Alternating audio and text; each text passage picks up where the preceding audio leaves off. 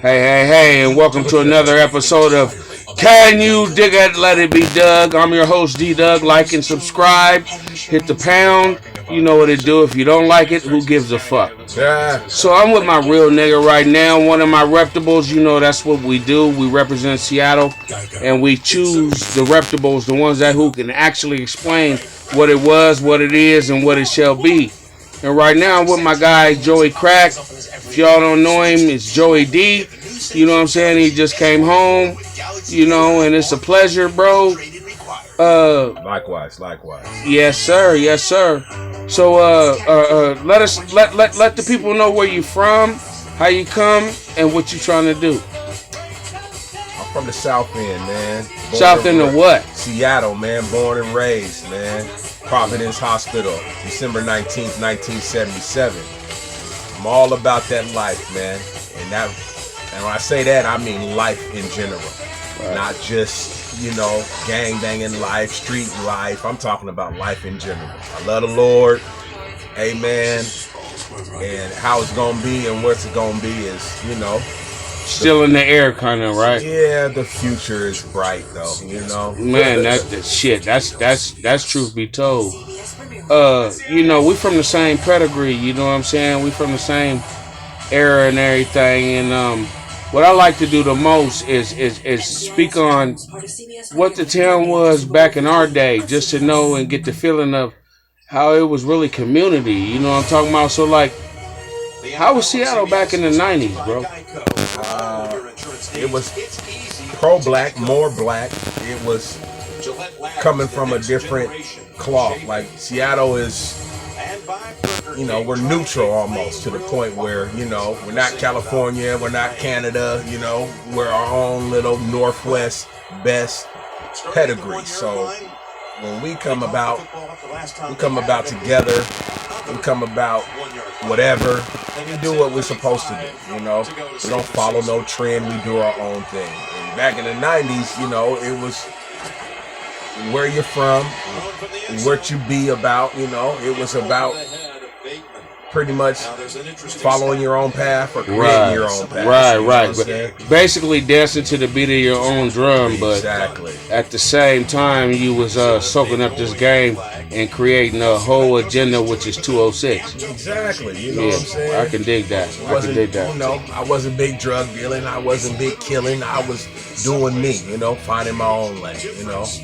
Back in the 90s, it was, about community to the most part. I grew up in the CD, moved to the South End. That's where I'm from. That's where I rep. I got there when I was 10, you know what I'm saying? And I've been in it ever since, Well then, okay. We heard about the 90s, so let's fast forward to the millennium. What type of person are you? What type of person were you? Or if you aren't still the same person, because I know you're still the same person. But sometimes in our life we develop, we step outside our character to try to find our character again. You know what I'm saying? Sometimes we're in positions to where the position ain't actually, it's us, but like, fuck it. You know what I'm talking about? Right. And like I say, when I say, anytime anybody hears me say we're the same pedigree, that means that what he or she has done, I'm probably done it too. So that's what we on. So like, what do you think is different from then to today? I think the most part is that social media got everybody messed up. People just don't believe that they have to go through it to get to it. They feel like they can come out and just be that guy, and for the most part, you gotta gain your way into some stuff. You just don't become the guy overnight. You gotta actually do something or go through something and actually have some ups and downs. And I believe that it comes with who raised you. That's the part that really, if our parents didn't do a good job and their parents didn't do a good job, we're not going to do the best job possible, but we're going to do our best.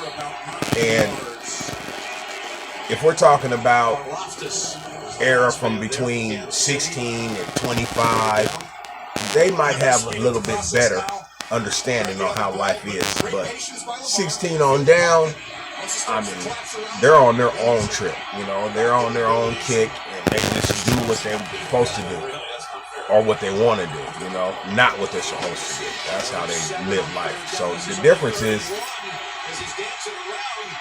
we don't be involved enough. We don't be right. We don't be in their face enough. There's too much, you know what I'm saying? Right. I'm gonna pick up the phone and call CPS and you know, and all that bullshit. you know, bro. I agree with that on you on some form and aspects, because I got a lot of partners such as yourself who are definitely in their child's life, or who want to be in their child's life, and their experience is live and learn, love, right? But then you got some folks who want to be in their child's life, who their partner who they had a child with is not reciprocating the same way as you want to, and so they pump different types of things in these kids' heads, saying that we don't want to be in their life. Things are like, you know what I'm saying? And I'm not honestly, ladies, men, whoever, I'm not speaking from a chauvinist standpoint. I'm speaking from what I've seen. I don't have any youngins, but I've definitely seen every friend that I've had who's my friend, because I don't downgrade, they want to be in their child's life. And there's things that has stopped them, not them, but there's things that have put them to a standstill because of what the other person is feeling, or maybe they're both. It's a mutual feeling, like they might not like each other so much to where they're saying you're asking for too much or you're not giving enough, and the child is stuck in between it and not knowing nothing. To pick up on your chauvinistic standpoint, like, I just believe a man got to raise a man. A woman can't do that. Absolutely, it's in the Bible. I can't tell you. It's in the Bible. A woman can't tell a man how to stand up and pee, how he's going to feel emotionally, how he's going to, you know. But a woman can teach a young man how to be a proper young man, and how to respect women, how to respect, and how to live, how to take care of herself. A mom can tell a young man, how to take care of himself. I don't stop more than a dad can. A dad can tell a kid more about survival and what to expect in life by you being that. And it has to be a mutual grounding. I don't stop my child's mother from telling my daughters how to be young ladies. You know what I'm saying? And they're not. And I appreciate how they gave the game to him, how they were supposed to give it. So moving on, you're a hell of a father. I witnessed this personally. So I know who you are, JD. I just wanted the world to know who you are, because what we do here on this podcast is we give everybody a platform, because everybody's somebody. Everybody's a star. Everybody's famous. Something might work for somebody who listens to your story and will be able to relate to it so much that they can take ins and odds and ends. And that's why after every story that I broadcast, I give them your connect, your link, you know what I'm saying, and because it might work for others. So okay, so that with that being said, we're gonna move along to the next segment. When I first met you, I think I want to say I met you probably in 1992, maybe 93, so 94, right? Yeah. I didn't know you at all, right? Something had happened, and there was a mix-up of names, right? It had to be. And I took that like, yo, who was this? Who was that? Who was this? Like, I'm gonna say this, ladies and gentlemen. Yeah, I do the interviews, but one of these days I'm gonna interview myself, and then you're gonna be able to know why I'm able to ask these questions and talk to these reputable people in Seattle. But until then, I'm going to go ahead and just, keep the camera rolling and expect. If you want to do your own research, then that's fine. My name's Don Trill Danger. I'm from 2800 South Jackson Street, and I'm going to leave it at that. I love to love and hate to hate. But anyway, back to my nigga JD. So, when we first met, it was a situation that had happened with me. Yeah, you didn't think I was somebody who you could trust. You thought I was somebody that I didn't know you had honestly, but it was a different type. Ladies and gentlemen, we're actually things we can't show. We ain't supposed to show that too much. We're actually watching that game because I don't got the rights to it. But Baltimore is doing their thing against the Kansas City Chiefs, and if you are who you are, then you already know what we're rooting for. Town business, you know what I'm saying? So anyway, that's AFC, you know what I'm saying? Yeah, he's giving timeout. Yeah, timeout on this. Timeout. There ain't no timeouts. The best thing about a timeout is that's when you're at your realest. So we don't give timeouts. You know what we give? True. Right. So back to our conversation. I met him and I didn't know him, but at the same time I didn't like him because I didn't know him.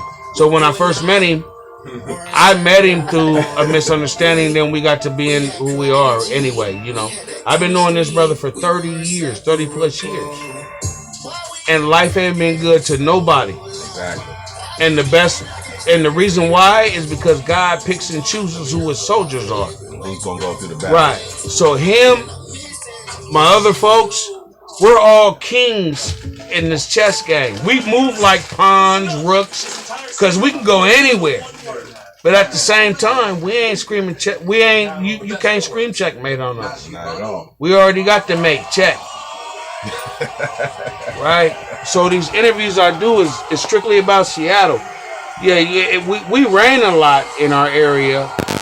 We have a lot of different things going on. We're close to Canada. Ken Griffey Jr., Beast Mode.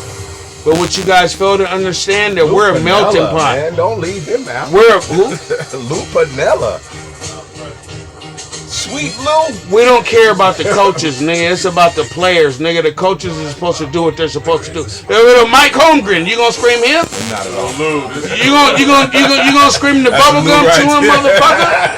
Hell no, nigga. I ain't never got Sweet Lou. The coach ain't never did nothing but what he supposed to do. It's the talent. But anyway, back to the town. So our generation, we wasn't known like that. We put our shit on the map because of Ken Griffey Jr. As soon as Ken Griffey Jr. came, oh, we know Seattle, but when they really knew us, oh shit, come from out of town and smoke that, yes sir. That good. We got that green, that evergreen state. Why you think we the evergreen state? You dig? So it rain a lot up here for a reason. Because we got the natural. Yeah. We got the natural. So to my nigga, like, back to my guy. So when did you know, like, fuck it, like I'm about to be in the streets? What happened and why did that happen? And was it a gift or a curse? It was both, man. I came up in the crack era there. You know what I'm saying? I was a 70s baby, raised in the 80s. So, you know, I came from when gangbanging started. I came from when racial tension ended. I came from when we flipped the millennium. You know what I'm saying? I came from all those good points and bad points, and I just made the best of my life as what I can make it. You know, they gave us the cards I was dealt. And you know what I'm saying? I'm an excellent spades player, an excellent card player, you know what I'm saying? I know how to count. I've been doing this since I was 3, so I just played the hand I was dealt. And for the most part, you know, this era can't compare or compete with the era I grew up in. We don't have Seattle as a focal point. It's a lot of mixing and mingling that comes along with living in this place now. But when I was here, you know what I'm saying, we had a sense of community. Black people stayed with black people, you know what I'm saying? Yes. It wasn't a whole lot of mixing and mingling. So that part. And we had to go through what we had to go through to get gentrified or whatever, wherever it is right now. No, we didn't want gentrified. We didn't have to, but we had to go through gentrified happened. Against you know what's ill? What's your favorite movie? My favorite movie? Yeah. Boys in the Hood? Boys in the Hood. Larry Fishburne, what'd he say in that movie? He was teaching us about gentrification in Boys in the Hood. Way back then.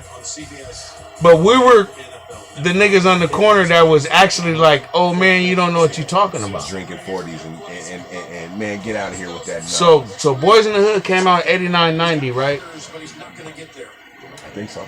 And they destroyed they gentrified our neighborhood in the millennium of the 2000s. So that was actually a 10-year process from when the movie came out that we seen what they were talking about, right? We seen it coming. We seen it coming. We seen it happen, actually, right? We did it for the money.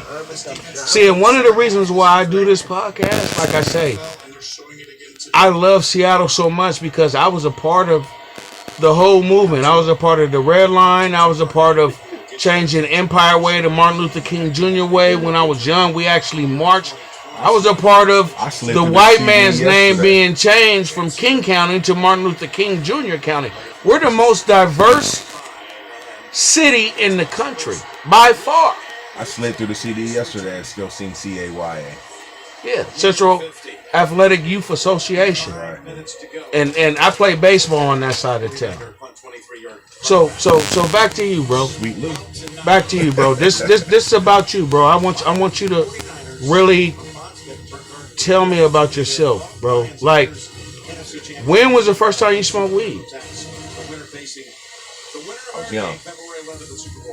We always young. What the fuck is young? 12, 11. Ooh, okay. I was young. First time I smoked weed. First time I drank.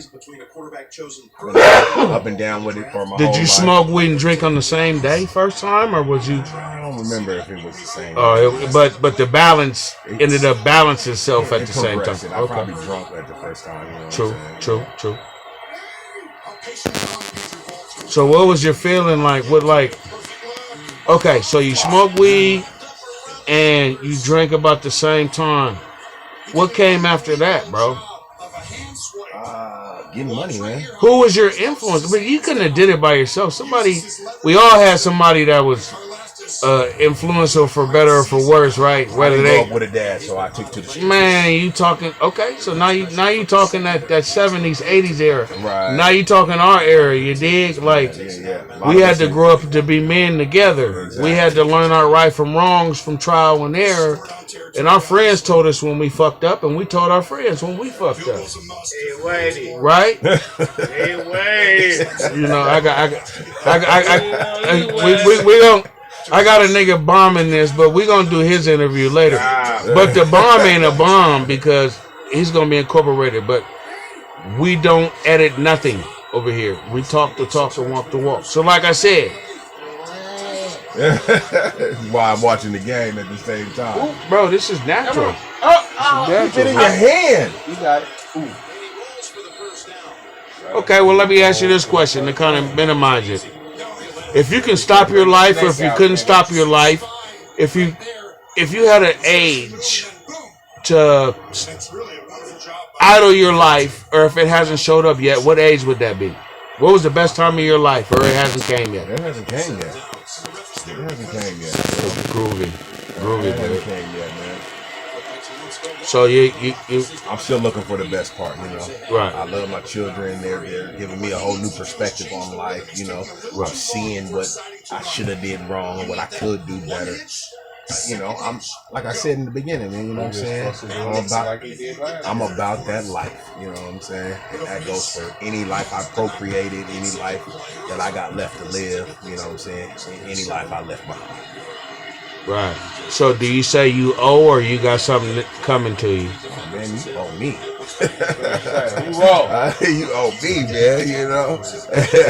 I don't know who to cash your check in with, though. You know what I'm I'm talking about society. I'm talking about society, too. Okay, you know okay. Enough said. I don't know who to cash your check in Enough with. said. You know? All right. Last question, and then we'll leave it at that, bro.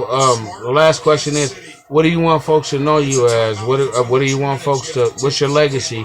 And what makes you who you are, the authentic person? Like, because you know, I'll say this: we're all here. We're all here to build a house. Some of us are hammers. Some of us are screwdrivers. Some of us are power tools.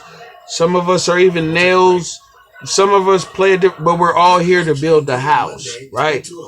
So if you was a tool, what tool would you think you'd be in life? And we'll close it at that. How can you contribute to building this house? I'm a roof, man. You're a roof? Yeah. I'm gonna keep the rain out. I'm gonna keep the people together. I'm gonna keep people close. Come on. You know what I'm saying? I'm gonna keep the warmth in. You know what All I'm saying? A house ain't nothing without a roof. You know what I'm saying? That is absolutely 100% correct. You know? Unless you're living in Arizona and you don't need a roof. I just believe. But on the rip though, I a just roof. believe people That's are perfect. people are in your life for a reason, a season, or a lifetime. Right. You know what I'm saying? And you know what? The reason why I asked this question, because it tells me a lot about people. It tells me what type of person they are. And for you to say you would rather be a roof, that means you care about people. Yeah, that means you rather be their bridge over troubled waters. You don't want to see rain fall on them. You want to be the first and the last resort. I'll take the beating. I'll take the wind damage. I'll take the lightning strike. You know what I'm saying? Right. And that's why that question is asked. Yeah. And so, there's no right answer or no wrong answer. It's just your answer. So, on that note, this has been another straight up Can You Dig It? Let It Be Doug interview. And I'm your host, D-Doug. And as we close it out, we need to say it together. Can you dig it? Leroy!